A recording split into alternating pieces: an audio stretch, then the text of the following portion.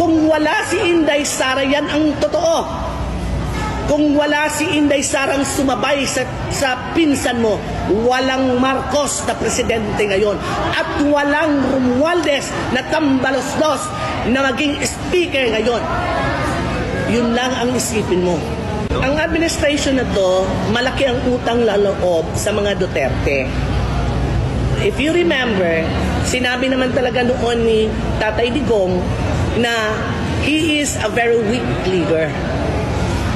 Pero, dahil si Senator Amy linigawan ng todo ang ating pinakamamahal na Vice President Inday Sara, gumib-in, tinalikuran ni Inday Sara ang kanyang ama.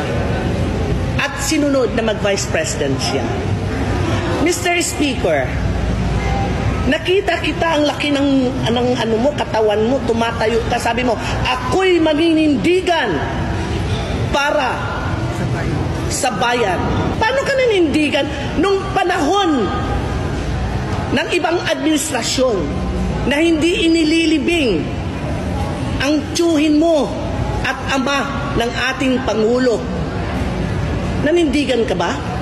Di ba para kang pugsit doon sa tabi na hindi kayo makapagsalita? Ngayon nagkapoder ka, ang yabang mo na maninindigan ka sa demokrasya. Anong demokrasya ang binibigay mo sa amin? Martial law itong binibigay niyo sa amin. Tinago ni Pangulong Duterte sa mata ng sambayanang Pilipino ang pagpalibing sa sabi mo? Hindi. Sa libingan ng mga bayani.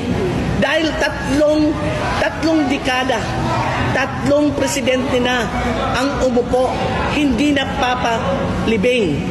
Pero matigas din at matikas ang aming pinakamamahal na Presidente Rodrigo Duterte na itinago niya sa sambayanang Pilipino para lang maipalibing ang tiyuhin mo. Napakawalang hiya mo. Ikaw ang pinakawalang hiyang naging Speaker of the House.